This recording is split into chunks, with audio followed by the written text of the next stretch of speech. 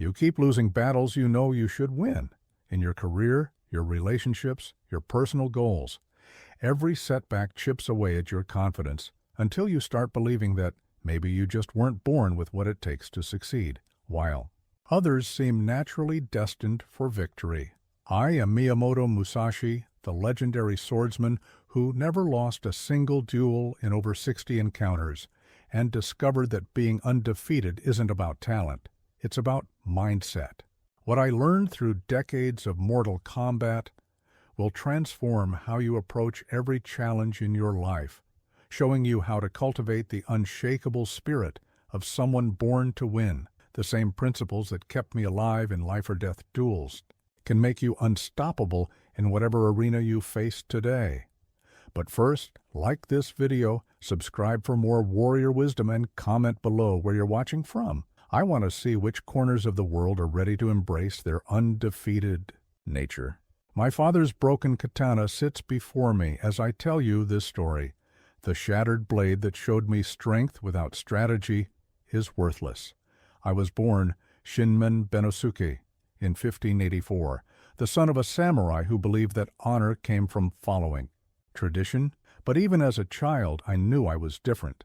While other boys played with wooden toys, I studied the way shadows moved across the ground, the way birds shifted direction in flight, the way my father's face changed before he struck. In practice, I remember the exact moment I realized I wasn't like other children.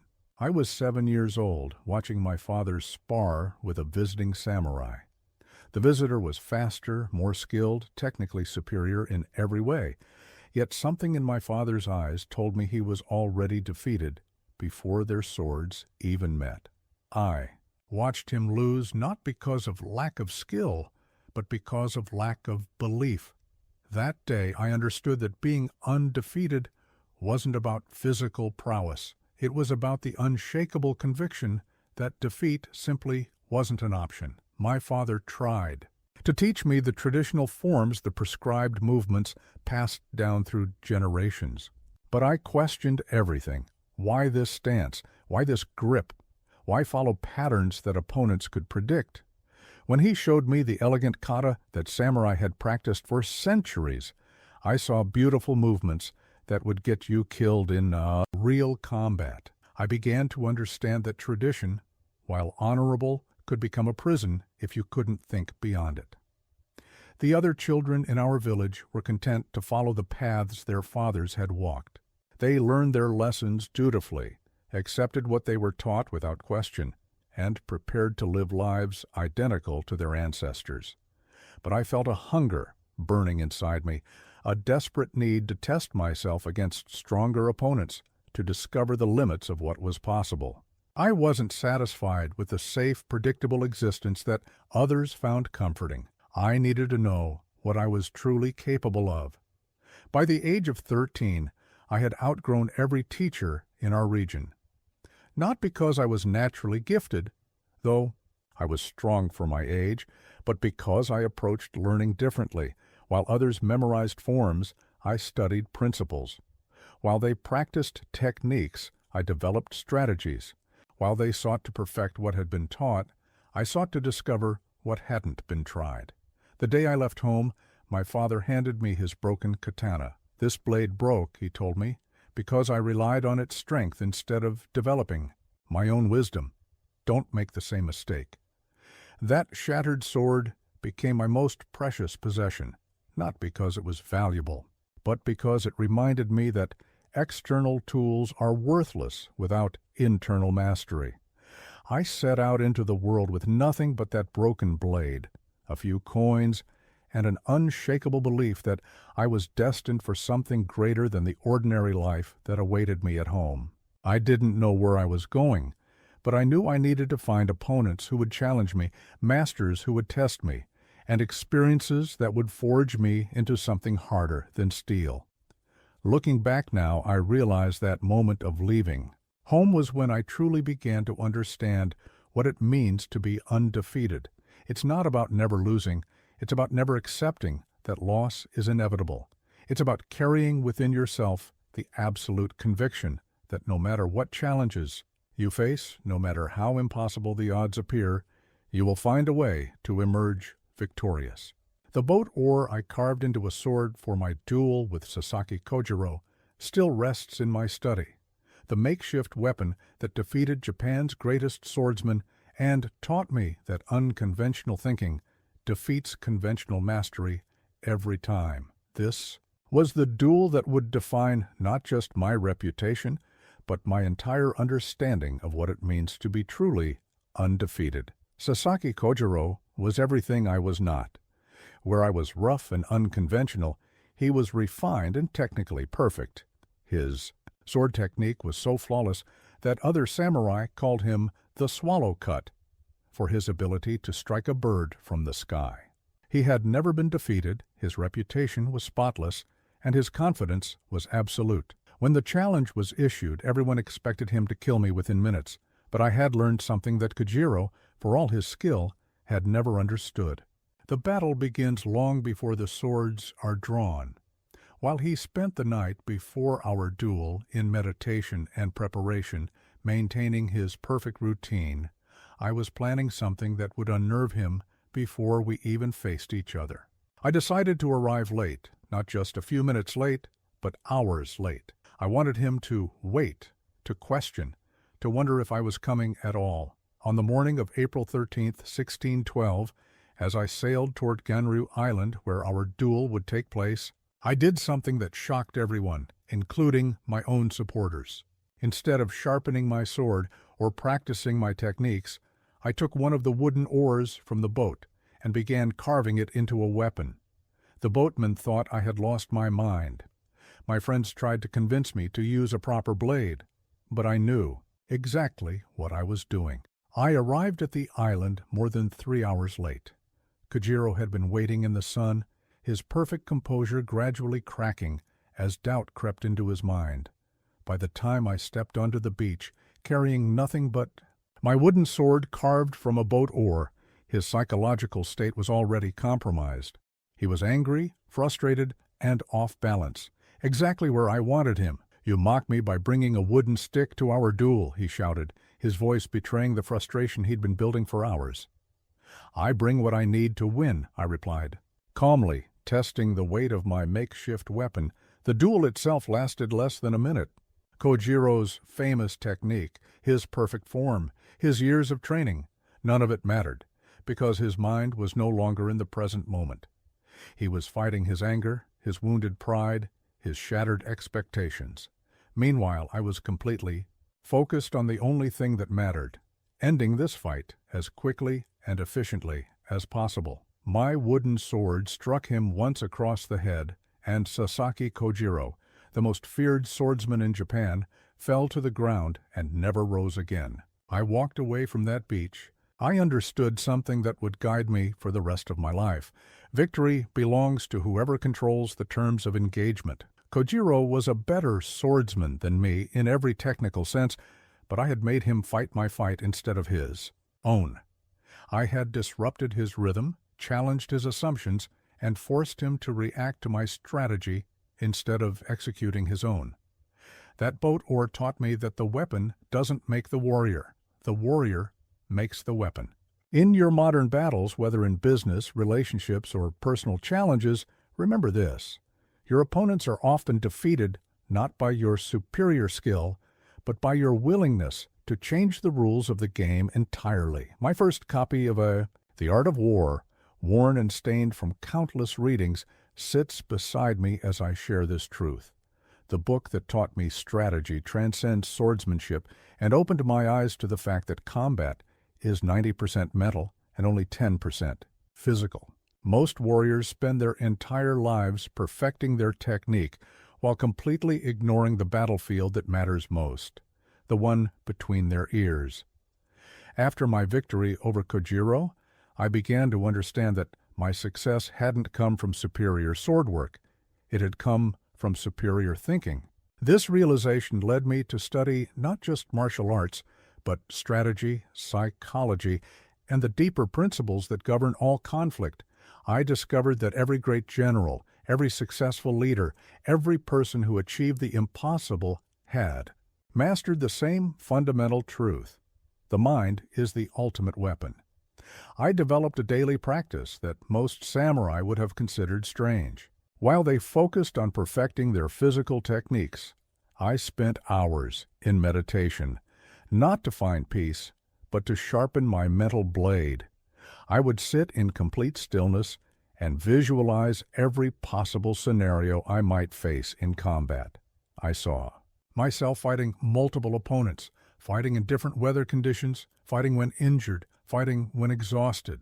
In my mind, I died 1,000 deaths and learned from each one. This mental training taught me to read opponents before they even moved.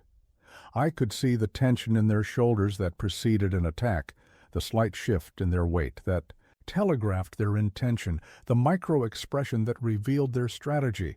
While they were still thinking about what to do, I was already 3 moves ahead, having anticipated their choice and prepared my response. But the most important discovery was this: most people defeat themselves before their opponent even has a chance to.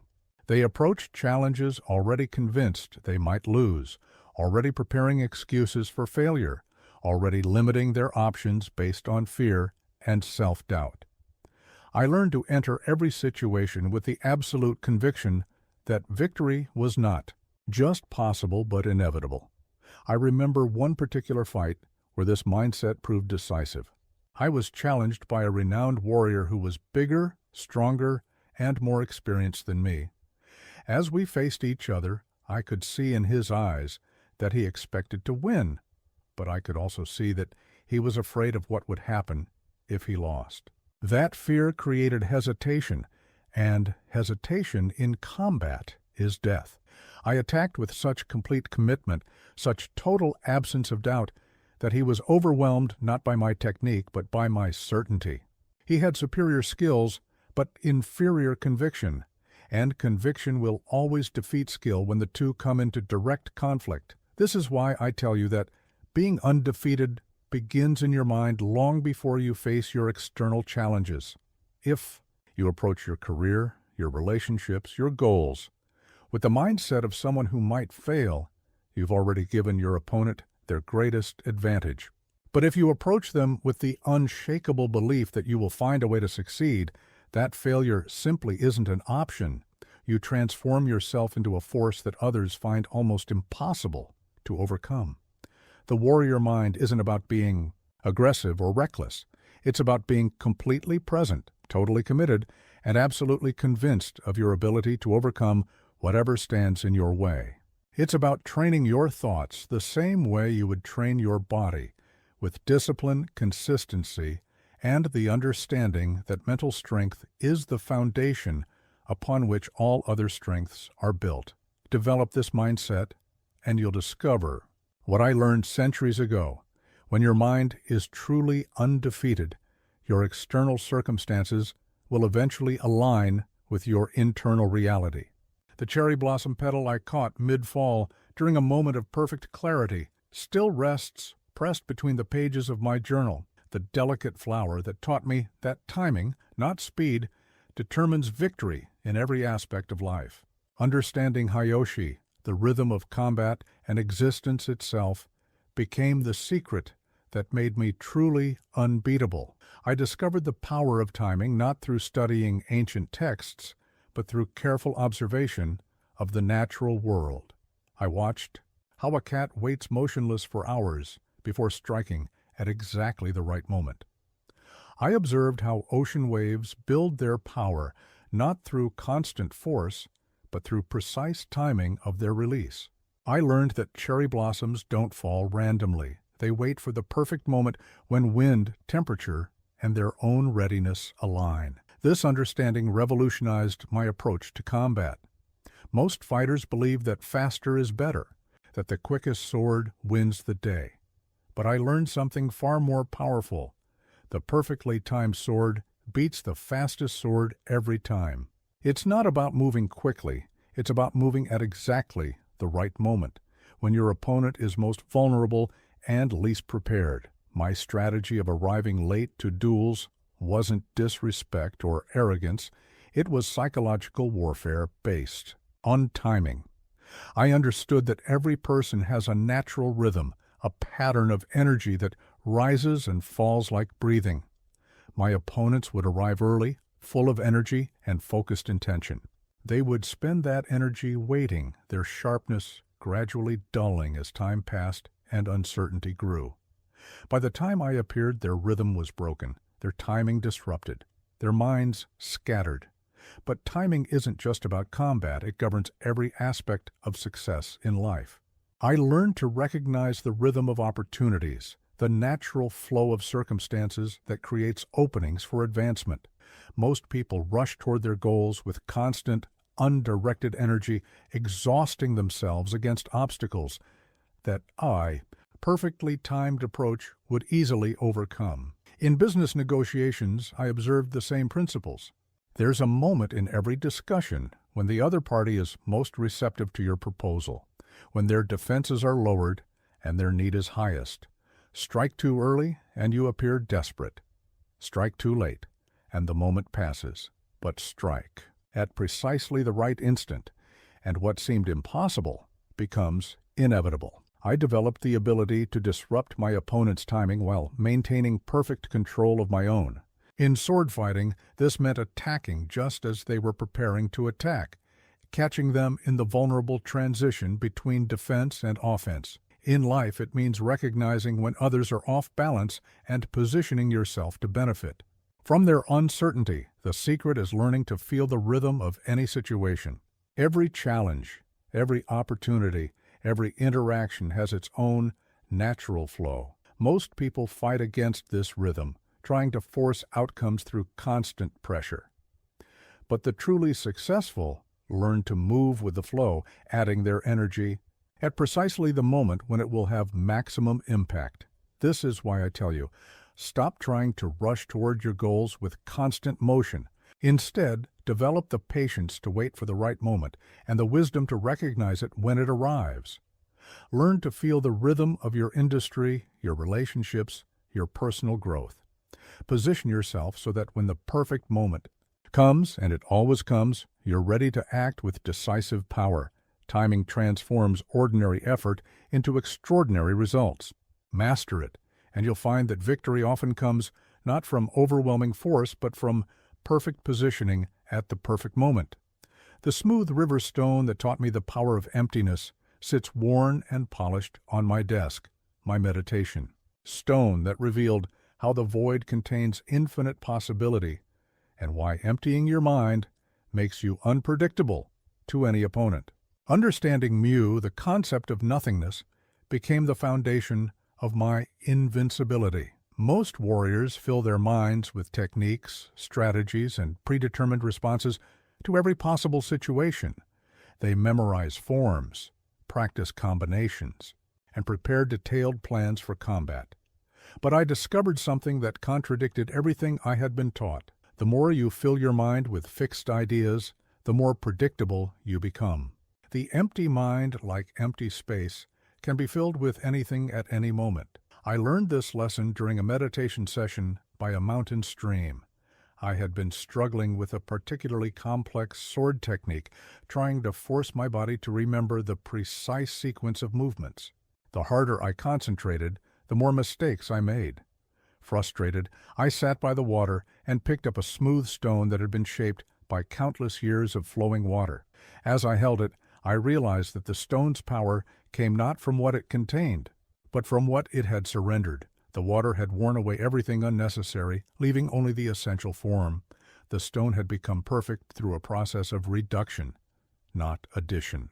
In that moment, I understood that my sword technique was failing because I was trying to add more complexity instead of discovering the simple truth beneath. I began practicing what I called no-mind fighting. Instead of entering combat with a predetermined strategy, I emptied my thoughts completely and allowed my body to respond naturally to whatever my opponent presented.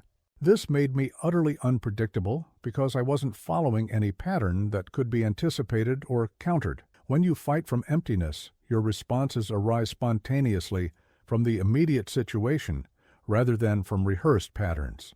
Your opponent cannot predict your next move because you don't know your next move. until the moment demands it. This creates a flowing, adaptive style that confuses and overwhelms even the most skilled fighters. But the void mind offers something even more powerful than unpredictability. It offers freedom from attachment to outcomes. When your mind is empty of expectations, you cannot be disappointed or thrown off balance by unexpected developments. You simply adapt to whatever arises, treating success and setback as equally temporary conditions that require appropriate responses. Remember a duel where this principle saved my life. My opponent was faster and more technically skilled than me, but he was fighting according to a rigid plan. I could see his frustration growing as I failed to respond the way he expected. Each time he executed a perfect technique, I countered with something that shouldn't have worked, but did, because it came from emptiness rather than calculation.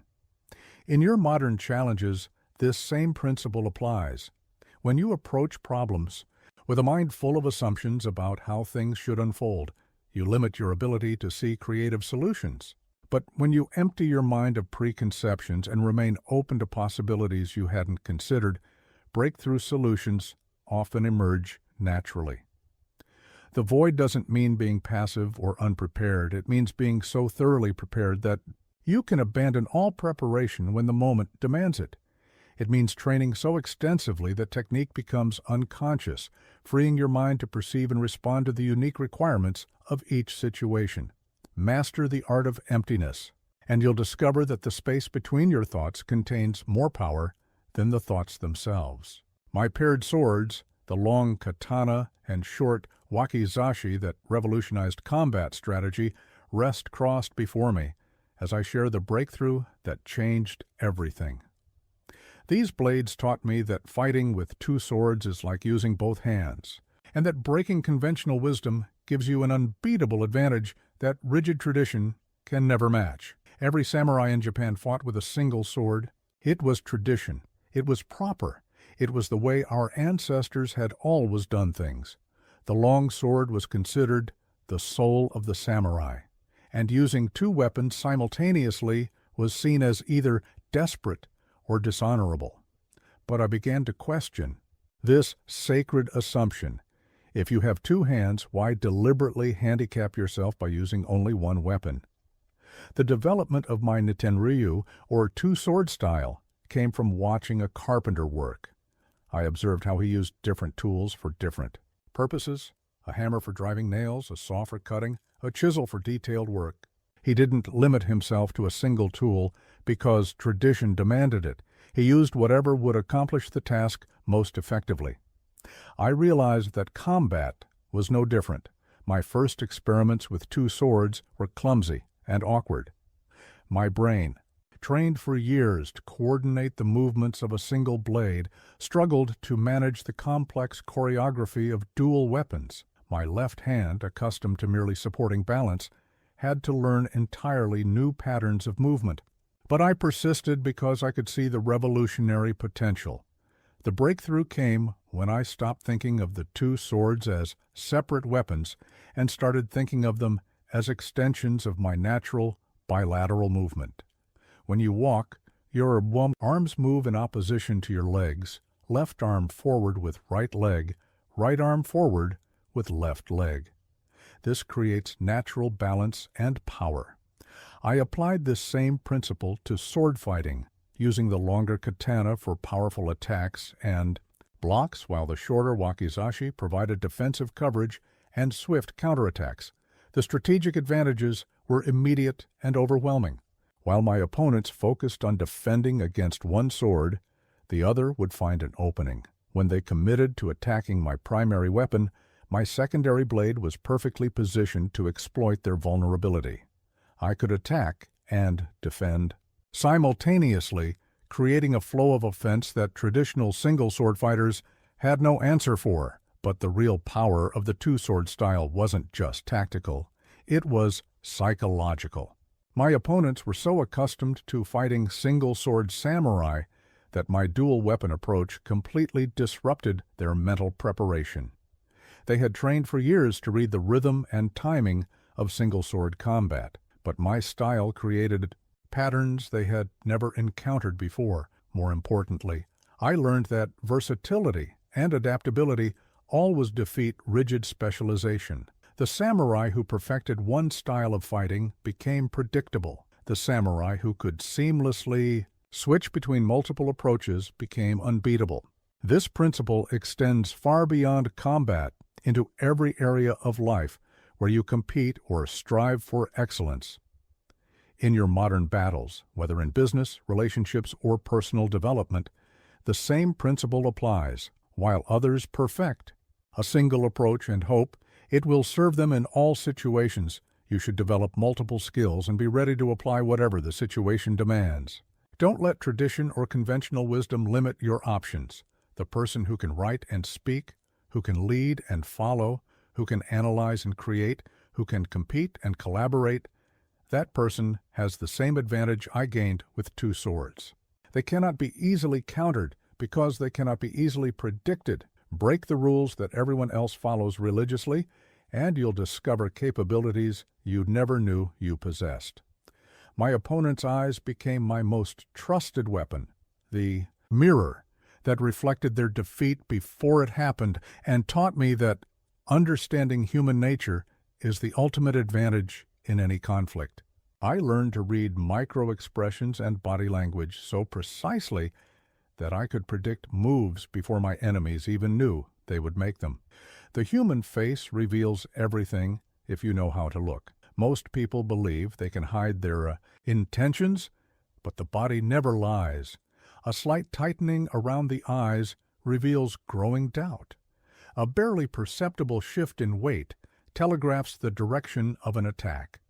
The corner of the mouth twitching downward shows fear taking hold. I became a master at reading these involuntary signals that betrayed my opponent's true state of mind. But the eyes told me everything I needed to know. I could see the exact moment when confidence turned to uncertainty, when determination cracked under pressure, when the warrior spirit broke and the survival instinct took over. Once I saw that shift, I knew the fight was already mine, regardless of what techniques my opponent might still attempt. I remember a particular duel with a renowned swordsman who had intimidated dozens of other warriors into submission through reputation alone. He was famous for his ice-cold stare that supposedly could freeze opponents with fear before the fighting even began. But when I looked into his eyes, I saw something he thought he was hiding. He was more afraid of losing his reputation than I was of losing my life. That realization gave me an enormous psychological advantage. He was fighting to maintain something he already possessed, while I was fighting to gain something I had never had. His fear was specific and limiting. He could only lose. My ambition was boundless and liberating. I could only gain. The moment I recognized this dynamic, I knew exactly how the fight would end. Throughout our encounter, I watched his confidence erode with each exchange. When his famous technique failed to intimidate me, confusion flickered across his features.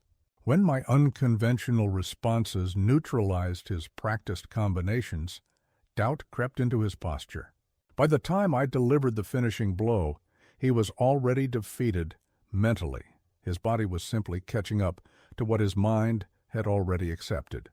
This skill extended far beyond reading opponents in combat. I learned to perceive the hidden emotions and motivations that drive all human behavior. In negotiations, I could see when someone was bluffing, when they were desperate, when they were hiding crucial information. In social situations, I could identify who held real power versus who merely appeared powerful, who was genuinely confident versus who was compensating for insecurity. The secret is learning to observe without judgment. Most people project their own fears and desires onto others, which blinds them to what's actually happening. But when you empty your mind of assumptions and simply watch with complete attention, people reveal their true nature constantly through countless small signals. They're unaware they're sending. Understanding human nature at this level transforms every interaction into an advantage. You can see opportunities that others miss because you recognize when people are ready to change their position. You can avoid conflicts that others stumble into because you perceive brewing resentment before it explodes. You can inspire loyalty in others because you understand what they truly need, not just what they say they want. In your modern world, this skill is perhaps more valuable than ever. Learn to read the room, to sense the unspoken dynamics that determine outcomes, to perceive the real motivations behind people's words and actions. Master this art, and you'll find that victory often comes not from superior force, but from superior understanding of the human heart. My daily practice diary, stained with sweat and worn from constant use, documents my daily preparation to die.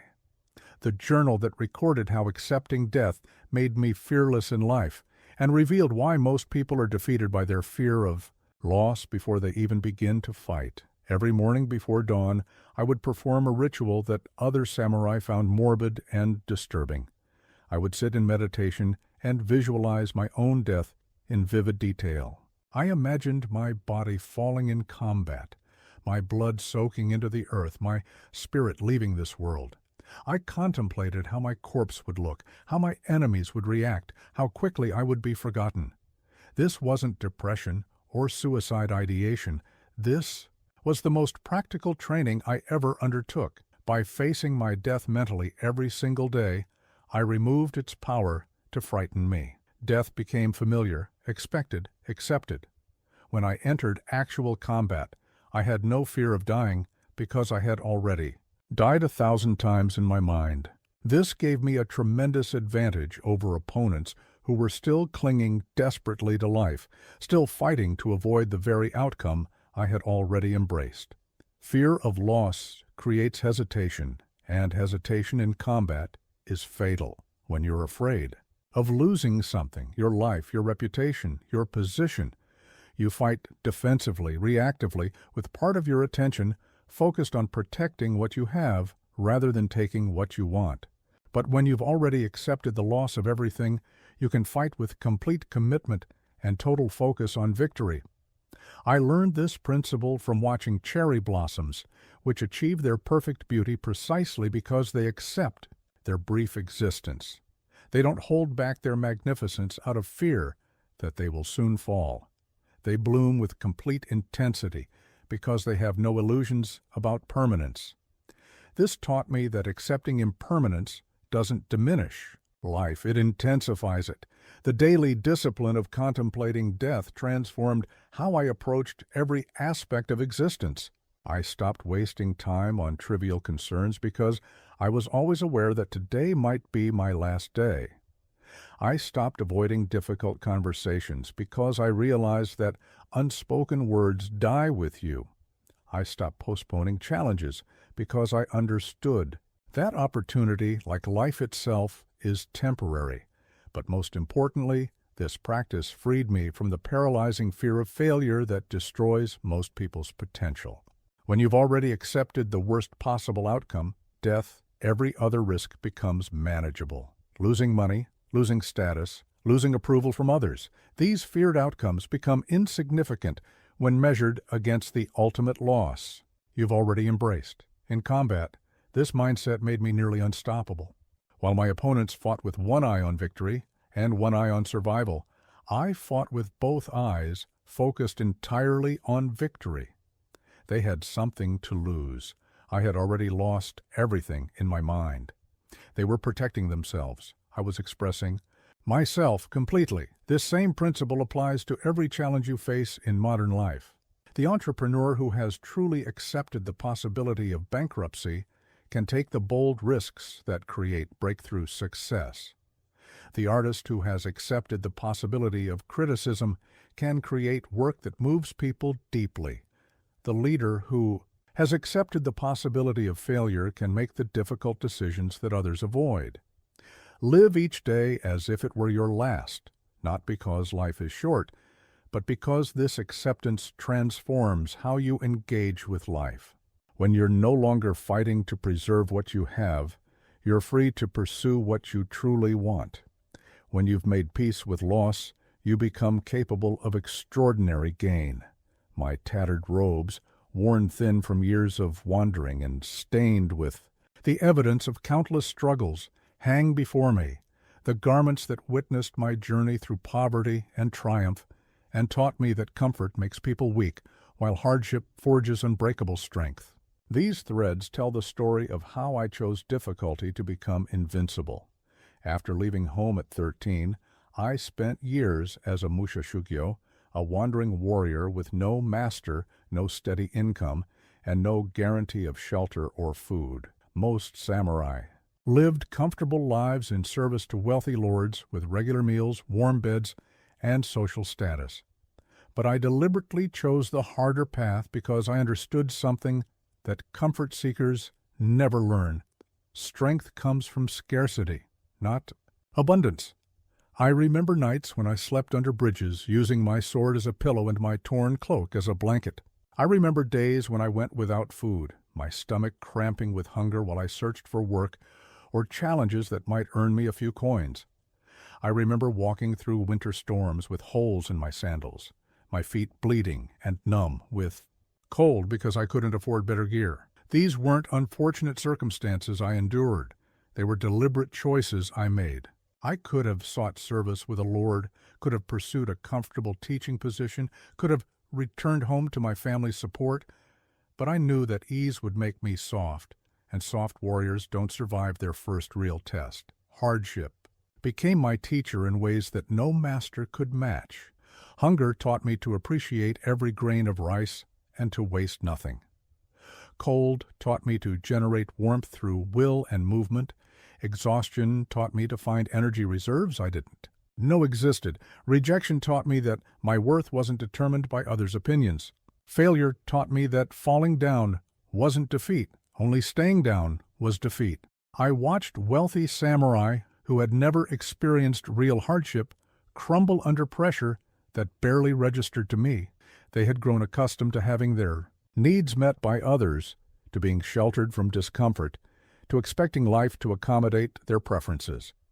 When circumstances turned difficult, they had no reservoir of resilience to draw from because they had never needed to develop one. But poverty and struggle had carved away everything unnecessary from my character, leaving only what was essential for survival and victory. Like a sword folded and hammered countless times to remove impurities, I had been shaped by adversity into something harder and more refined than comfort could ever produce. The battles I fought for food and shelter weren't distractions from my martial training. They were the most important part of my education. Learning to win when the stakes were a meal or a place to sleep taught me to fight with desperate intensity. Learning to find opportunity in desperate circumstances taught me resourcefulness that no classroom could provide. This principle extends to every area of life where you seek to excel. The businessman who has never faced bankruptcy lacks the hunger that drives breakthrough innovation. The athlete who has never trained through pain lacks the toughness needed for championship performance. The leader who has never failed lacks the wisdom that comes from rebuilding after defeat. Don't seek the easy path if you want to become extraordinary. Don't choose comfort if you want to develop character. Don't avoid challenges if you want to discover your true capabilities. The difficulties you embrace voluntarily today become the strengths you can rely on tomorrow. Forge yourself in the fire of chosen hardship, and you'll emerge as someone who cannot be broken by circumstances beyond your control. My sketch of Ganryu Island showing perfect positioning still guides my understanding of strategy. The map that taught me why controlling the battlefield before fighting determines victory more than any technique ever could. Understanding how to position yourself strategically transforms every challenge from a test of strength into an exercise in intelligence. I never fought a duel without first studying the terrain, the lighting, the weather conditions, and every other factor that could influence the outcome. While my opponents focused on sharpening their swords and practicing their techniques, I was learning how to make the environment itself my ally. This wasn't cowardice or trickery. This was the difference between fighting smart and fighting hard. For my legendary duel with Sasaki Kojiro, I spent hours studying Ganryu Island before we ever met. I observed how the sun moved across the sky, noting that in the early afternoon, my opponent would be facing directly into the glare while I would have the light at my back.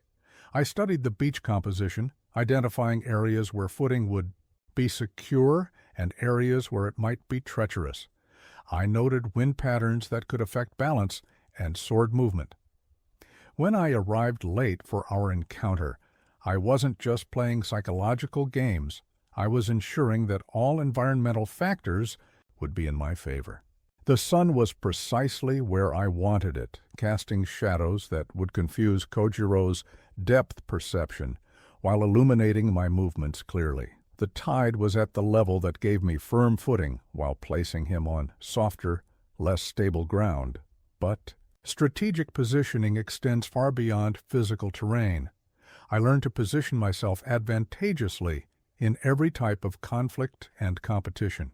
In social situations, I positioned myself to observe everyone else while limiting their ability to read me. In negotiations, I positioned myself to have multiple options while limiting my opponent's choices. In career advancement, I positioned myself to be indispensable to those above me while being valued by those below me. The key principle is this: never enter any important situation without first controlling as many variables as possible in your favor. Most people walk into challenges hoping their skills will be enough to overcome whatever circumstances they encounter. But skilled positioning makes your natural abilities more effective while diminishing your opponent's advantages. I remember a business negotiation where this principle proved decisive. Instead of meeting in the other party's impressive office where they would feel confident and in control, I suggested a neutral location, a simple tea house where expensive surroundings wouldn't intimidate me or inflate their sense of power. I arrived early to choose a seat where the light favored me and where I could see everyone who entered or left. These small positioning advantages shifted the entire dynamic of the negotiation. In your modern battles, whether in career advancement, business competition, or personal relationships, the same principles apply. Don't just prepare your arguments, prepare your environment. Don't just develop your skills, develop your strategic position. Don't just work harder, work from a position of advantage. Position yourself so that when opportunities arise, you're perfectly placed to seize them. Position yourself so that when challenges come, you're fighting from strength rather than weakness. Position yourself so that your natural talents are amplified while your limitations are minimized. The warrior who controls the terms of engagement wins before the first blow is struck. Master the art of strategic positioning, and you'll discover that victory often requires less effort than you imagined when you're fighting from the right place at the right time. The bloodied headband from my fight against multiple samurai of the Yoshioka school still bears the stains of that legendary night. The fabric that witnessed how I single-handedly destroyed an entire martial arts lineage and proved that the right strategy can overcome overwhelming odds. This battle taught me the mental framework for facing multiple challenges simultaneously. The Yoshioka school had ruled Kyoto's martial arts scene for generations. They were the most prestigious sword-fighting academy in Japan, with hundreds of students and a reputation for invincibility. When I defeated their master in single combat, they demanded vengeance through a mass attack that would violate every code of honorable dueling. 64 skilled samurai would come for me at once. Most warriors would have fled or sought allies for such an encounter. The odds were mathematically impossible. No single fighter could defeat so many trained opponents in open combat. But I saw an opportunity that they had missed in their anger and wounded pride. Their numbers, which they considered an overwhelming advantage, could become their greatest weakness if I approached the fight correctly. I chose the battleground carefully, a narrow path between trees where only a few opponents could reach me at once, negating their numerical superiority. But more importantly, I understood something about group psychology that they had overlooked. Individuals fight differently when they're part of a crowd. Each man assumed someone else would deliver the killing blow, so none fought with the desperate intensity of a warrior whose life depended entirely on his own skill. When the attack came, I moved constantly, never allowing them to surround me or coordinate their assault. I focused on the leaders first, knowing that cutting down the most confident fighters would demoralize the rest. I used their numbers against them, positioning myself so that their own attacks interfered with each other. In their eagerness to reach me, they created confusion and chaos in their own ranks. But the most important element was mental. I never thought of myself as fighting 64 opponents. Instead, I focused on fighting one opponent 64 times. Each engagement was a separate individual duel that I had to win before moving to the next. This kept me from being overwhelmed by the impossible mathematics of the situation and allowed me to maintain the focused intensity that single combat required. The battle lasted through the night. One by one, I defeated fighters who had spent years perfecting their technique. Some fled when they realized their numbers were shrinking and the outcome was no longer certain. Others fought bravely but individually, without the coordination that might have overwhelmed me. By dawn, the Yoshioka school was finished as a fighting force. This principle applies to every situation where you face multiple challenges simultaneously. Instead of being paralyzed by the overwhelming nature of your total problems, break them down into individual battles that you can win one at a time. Instead of fighting all your challenges at once, use strategy to ensure you only face one at a time. In business, this might mean prioritizing which competitors to address first. In personal development, it might mean focusing on one habit change at a time rather than trying to transform your entire life simultaneously. In crisis management, it might mean addressing the most urgent issues while preventing others from compounding the problem. The key is understanding that multiple opponents often defeat themselves through poor coordination and divided attention. Stay focused, stay mobile, and pick your battles strategically. What appears overwhelming as a whole becomes manageable when approached systematically.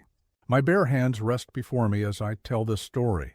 The weapons that proved technique surpasses tools and taught me that the warrior is the weapon, not the sword. These empty palms have won duels against armed opponents and demonstrated that resourcefulness beats equipment every time, a lesson that transforms how you approach every limitation in life. I remember the day I first realized that a sword was merely an extension of the warrior's will, not the source of his power. I was challenged by a skilled swordsman who mocked my philosophy, claiming that pretty words meant nothing against cold steel. To prove my point, I accepted his challenge but declared I would fight him with my bare hands while he used his finest blade. The crowd that gathered expected to witness my quick death. How could empty hands defeat sharp steel? But I understood something my opponent didn't. The sword's advantage comes from reach and cutting power. But these advantages disappear when you close the distance and control the weapon itself. A sword is only dangerous when there's space to swing it. I moved inside his reach before he could draw effectively, grabbing his wrist and controlling the blade. Once I had my hands on his sword arm, his weapon became useless. The fight ended quickly, not because I was stronger, but because I understood that every tool has limitations that can be exploited by someone who thinks beyond conventional applications. This victory taught me a principle that revolutionized my approach to every challenge. The warrior creates the weapon, not the other way around. Your greatest asset isn't what you carry, but what you are.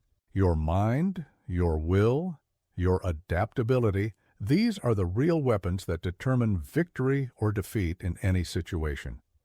I began deliberately practicing without traditional weapons, learning to improvise tools from whatever was available. I fought with sticks, stones, farming implements, even clothing torn from my body. Each improvised weapon taught me new principles about leverage, timing, and creative application of force. More importantly, This practice freed me from dependence on any specific tool or technique. In one memorable encounter, I defeated an armed opponent using only a paper fan. The crowd laughed when I picked up the delicate accessory, but I understood that any object becomes dangerous when wielded with proper technique and timing. The fan's light weight allowed for incredible speed, and its unexpected nature meant my opponent had no experience defending against such an unusual weapon. But the deeper lesson isn't about fighting. It's about resourcefulness in every aspect of life. Most people believe they need perfect conditions, ideal tools, and abundant resources before they can achieve their goals.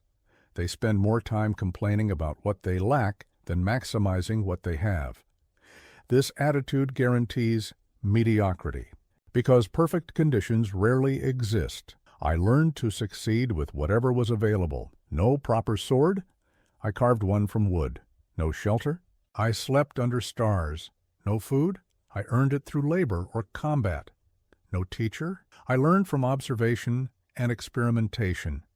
This forced creativity led to innovations that abundance never could have produced. In your modern world, this principle is more relevant than ever. The entrepreneur who waits for sufficient funding never starts. The artist who waits for the perfect studio never creates. The leader who waits for ideal circumstances never leads. But those who begin with whatever they have, who improvise and adapt and make the most of limited resources, often achieve more than those who wait for everything to be perfect. Your bare hands can accomplish more than you imagine when guided by an undefeated mind. My mental armor, invisible yet impenetrable, surrounds me as I share the psychological framework that made defeat impossible. This protection, forged through years of mental discipline and tested in countless battles, represents the unshakable conviction that victory is not just possible, but inevitable, regardless of circumstances. The undefeated mindset isn't about believing you'll win every encounter. It's about knowing that you'll find a way to benefit from every encounter, whether the immediate outcome appears favorable or not.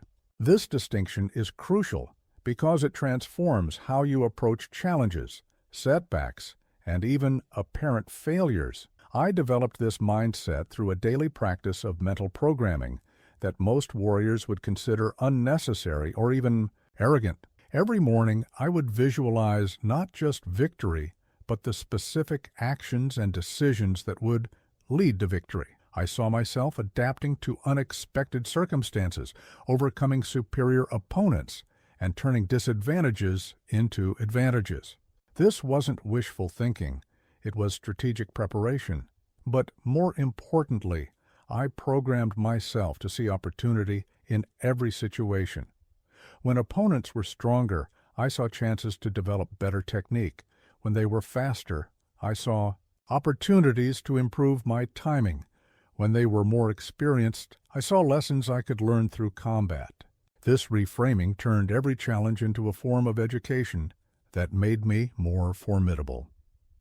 The visualization techniques I used went beyond simple positive thinking.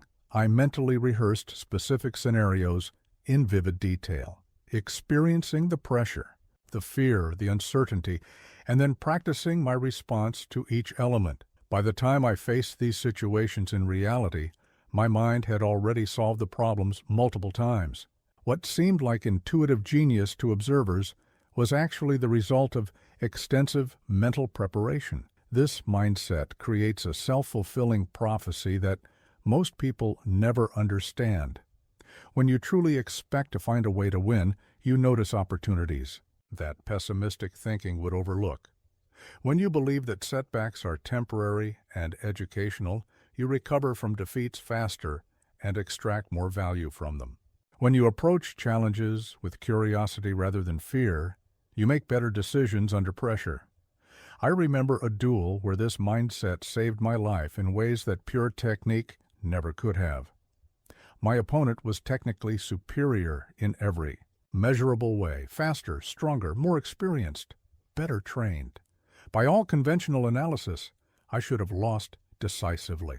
But my undefeated mindset led me to look for unconventional advantages that technical skill alone couldn't provide. Instead of trying to match his technical excellence, I focused on disrupting his rhythm, confusing his expectations, and forcing him to fight my fight instead of his own. My confidence in finding a path to victory helped me remain calm and creative, while he became increasingly frustrated with my unorthodox responses. Eventually, his superior technique became a liability because he couldn't adapt to fighting someone who refused to follow the rules he had mastered. This same principle applies to every competitive arena in modern life. When you genuinely believe that you'll find a way to succeed, you approach problems with a different quality of attention. You look for creative solutions instead of accepting limitations. You persist through difficulties that would discourage others. You take calculated risks that conservative thinking would avoid. But the undefeated mindset requires constant cultivation. Doubt, fear, and negative thinking are like weeds that will grow in any unattended mental garden. You must actively choose thoughts that support your ultimate success, challenge assumptions that limit your options, and maintain faith in your ability to overcome whatever obstacles you encounter. Build this mental armor carefully and consistently, and you'll discover that the most important battles are won before you ever face external opposition. My student's first victory wooden sword rests beside me, the practice weapon that proved my teachings could transform ordinary people into formidable warriors, and showed me that knowledge must be shared to live forever. This simple piece of carved wood represents the moment I realized that teaching others would multiply my impact far beyond what individual achievement could ever accomplish. For most of my life, I had been focused entirely on personal mastery.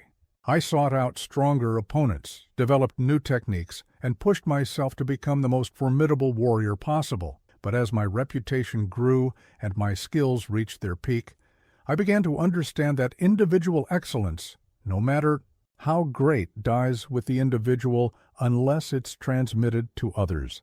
The decision to begin teaching wasn't driven by a desire for income or recognition. I had little need for either. Rather, it came from a growing awareness that the principles I had discovered through decades of combat and study were too valuable to disappear when I died. If these insights could transform me from a village boy into an undefeated master, they could help others achieve their own forms of greatness. My first student was a young merchant's son who had been bullied and beaten so often that he had lost all confidence in his ability to defend himself. When he approached me for training, I saw not weakness, but potential.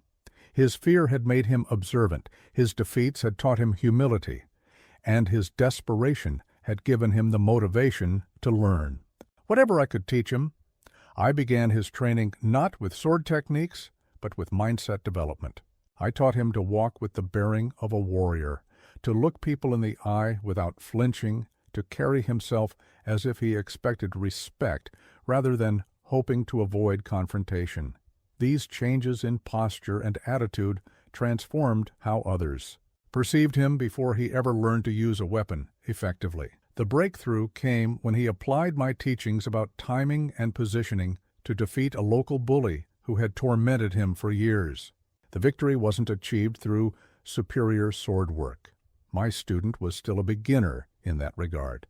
Instead, he used psychological pressure, strategic positioning, and perfect timing to create an advantage that skill alone couldn't have.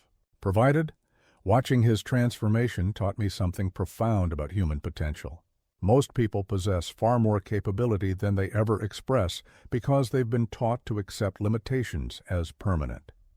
But the right knowledge, applied with discipline and conviction, can unlock abilities that seemed impossible just months. Before teaching also deepened my own understanding in unexpected ways. When you must explain your methods to others, you discover gaps in your knowledge that practice alone doesn't reveal. When students ask questions you've never considered, you're forced to examine your assumptions and refine your techniques. When you watch others struggle with concepts that seem obvious to you, you develop better ways to communicate complex ideas. More importantly, I learned that the greatest teachers don't just transfer information, they inspire transformation. The difference between a good teacher and a great one isn't knowledge, but the ability to awaken in others the belief that they can achieve more than they previously thought possible. As my school grew and my students began achieving their own victories, I realized that this was perhaps my greatest accomplishment. Individual success, no matter how spectacular, touches only your own life. But when you teach others to succeed, your influence multiplies exponentially. Each student who masters your principles can teach others, creating a legacy that extends far beyond your own lifetime.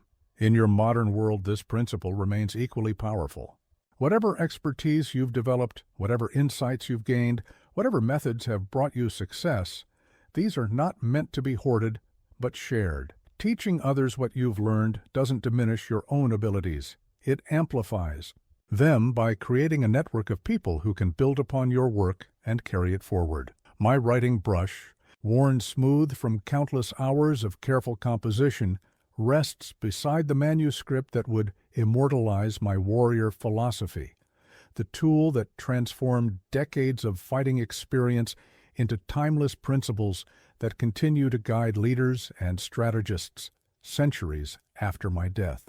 This simple brush taught me that creating a legacy requires choosing to write rather than just fight.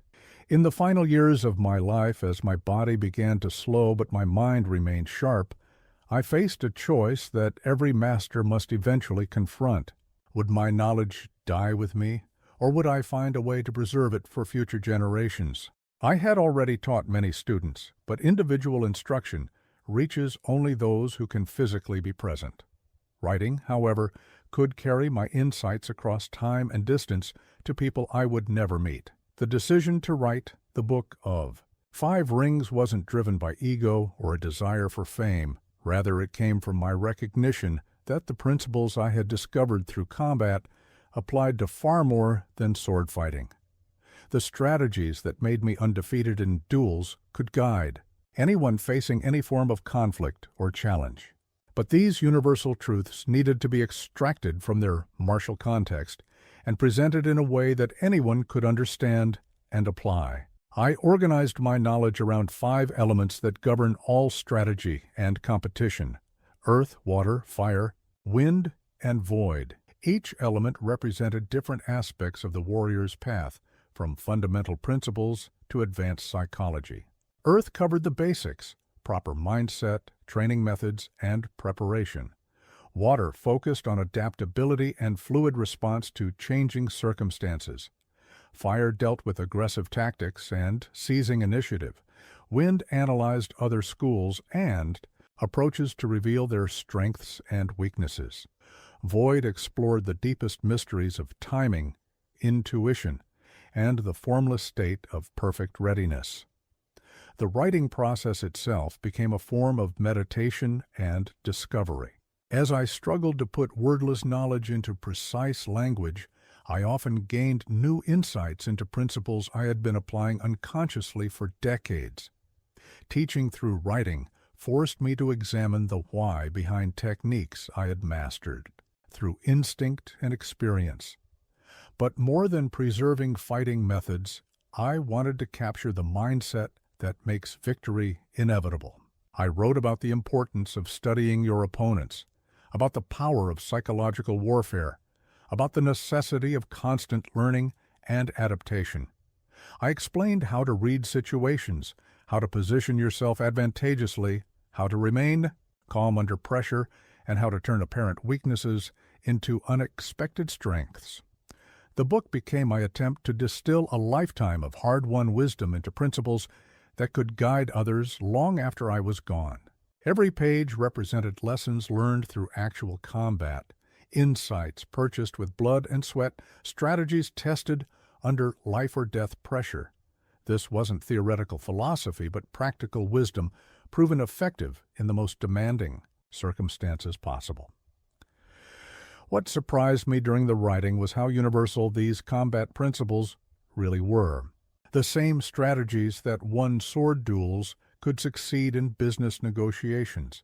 The same psychological insights that defeated armed opponents could triumph in political maneuvering. The same preparation methods that kept me alive in battle could ensure success in any competitive endeavor.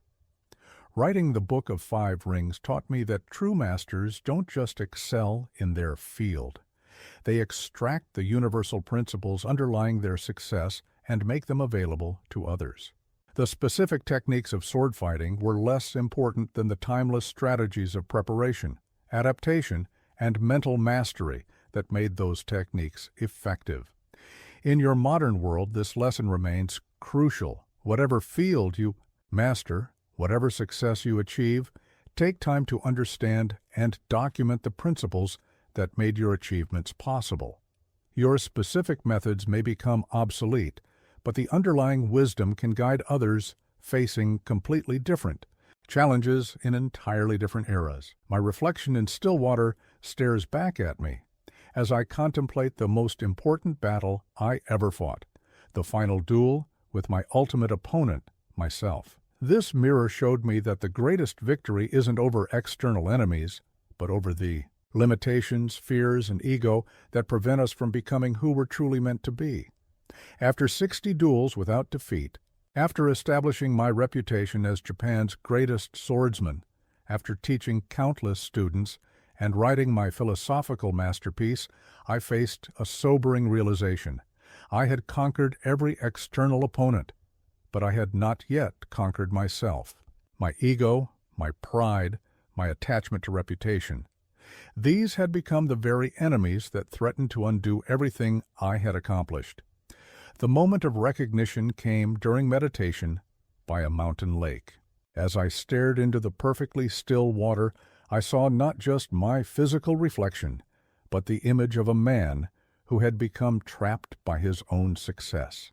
I had spent so many years building the legend of Miyamoto Musashi that I had begun to believe my own mythology. I was fighting to maintain an image rather than continuing to grow as a person. This was the most dangerous opponent I had ever faced because it lived inside my own mind. Unlike external enemies who revealed their intentions, through words and actions, this internal adversary was subtle, convincing, and always available to whisper justifications for complacency. It told me I had already proven everything I needed to prove, that I could rest on my accomplishments, that I no longer needed to challenge myself or question my methods. The battle against ego required different weapons than physical combat. I couldn't defeat pride with sword techniques or overcome fear through superior positioning.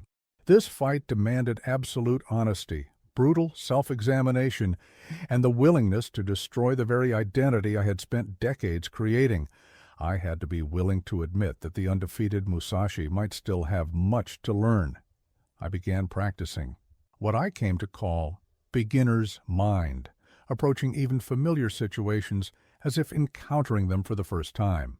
I questioned techniques I had used successfully for years, challenged assumptions that had served me well, and actively sought out perspectives that contradicted my established beliefs.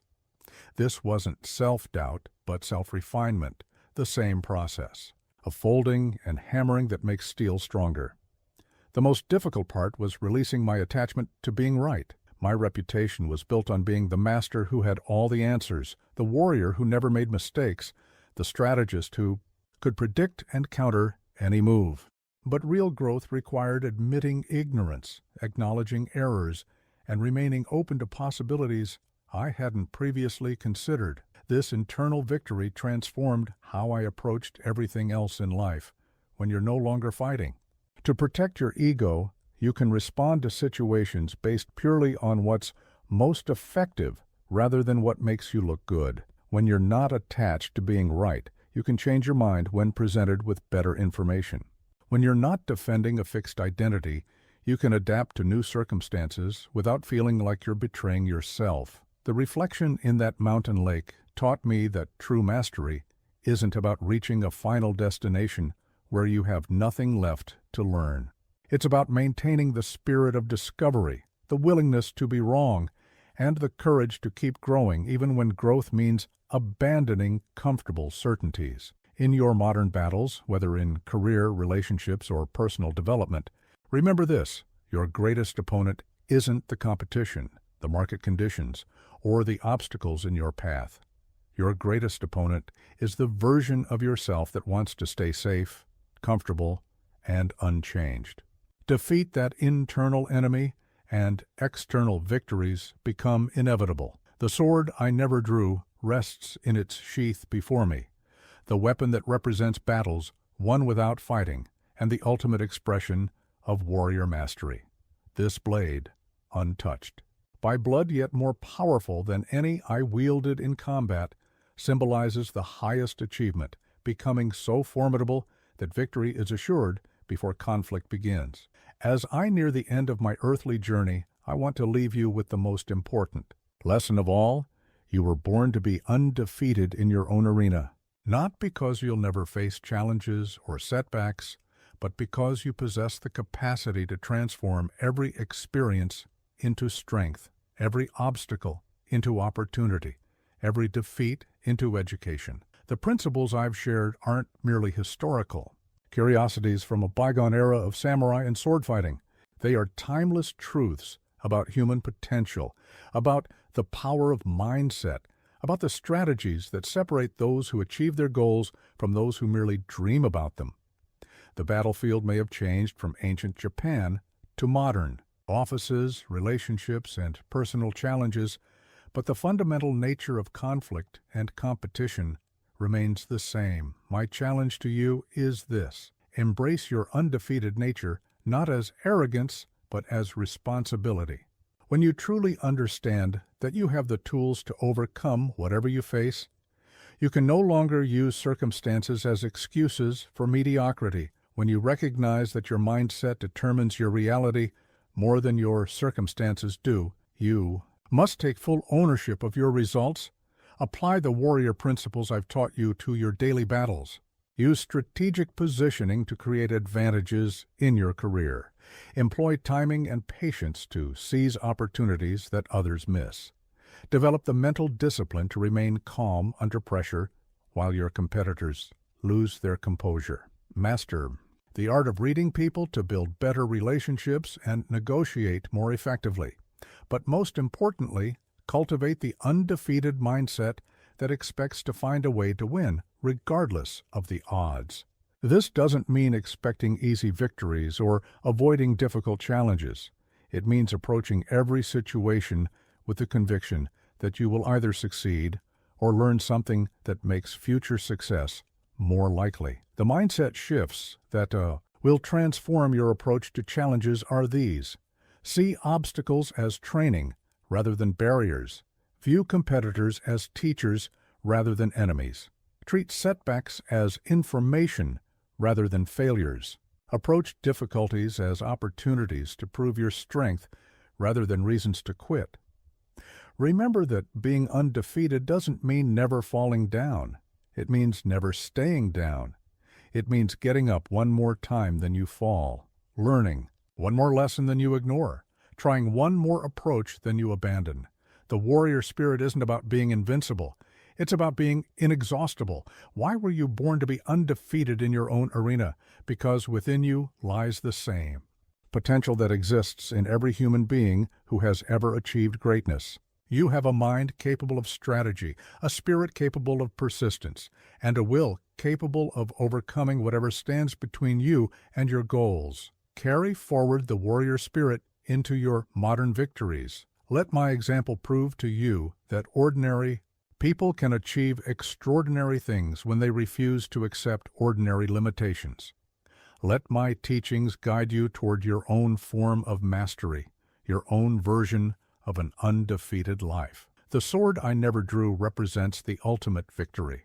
Becoming so prepared, so confident, so strategically positioned that your opponents defeat themselves before you ever have to prove your strength. This is your destiny if you choose to claim it. Now go, take these principles, and create your own legend of undefeated achievement. The world is waiting to see what you're truly capable of accomplishing. Before you begin that journey, like this. Video to show your commitment to the warrior path. Subscribe for more timeless wisdom that bridges ancient strategy with modern success. And comment below where you're watching from.